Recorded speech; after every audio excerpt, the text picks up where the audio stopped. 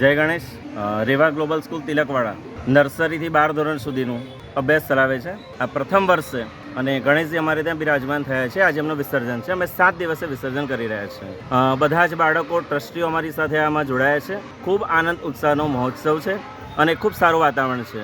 બધાના સહકારથી આજે સરસ અમારે ત્યાં શ્રીજી બિરાજમાન થયા છે અને અમે આજે વિસર્જન એમનું બાપાનું પ્રેમપૂર્વક કરી રહ્યા છીએ.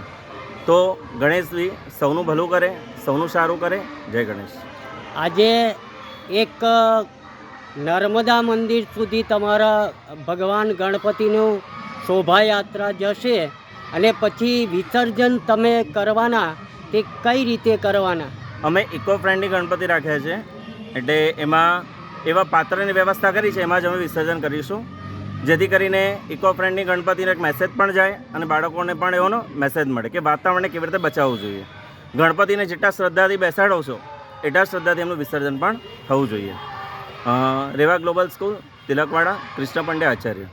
River of education welfare and altruism foundation trust દ્વારા સંચાલિત રેવા ગ્લોબલ સ્કૂલમાં આજે સરસ મજાનું ગણપતિ વિસર્જનનું આયોજન કરવામાં આવ્યું.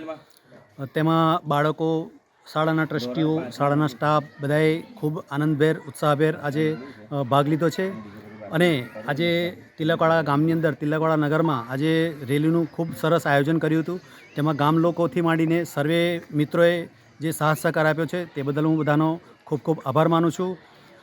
બીજો એક સંદેશ કહેવા માંગીશ કે અમારા તિલકવાડાની અંદર, નર્મદા જિલ્લાના તિલકવાડા ગામમાં નર્મદા નદી ખૂબ વિશાળ અને પવિત્ર નદી હોવા છતાં પણ અમે પ્રકૃતિનું અને પર્યાવરણનું ધ્યાન રાખી અને એક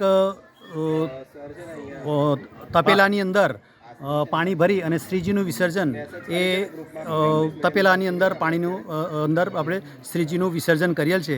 જે એક સંદેશ આપવા માંગીશ કે એનાથી પ્રકૃતિ અને પર્યાવરણનું પણ રક્ષણ મળે. આપણું નામ? શ્રી કંચનભાઈ આચાર્ય. માં motor driving, safe and sure driving. Driving એ શોખ સાથે આપની મોટી જવાબદારી પણ છે. અમારા ઇન્સ્ટ્રક્ટર દ્વારા સચોટ અને સરળ માર્ગદર્શન. આપની રોજની તાલીમની માહિતી મેળવીને શું અધુરાશ છે એના ઉપર પૂરું ફોકસ કરાય છે.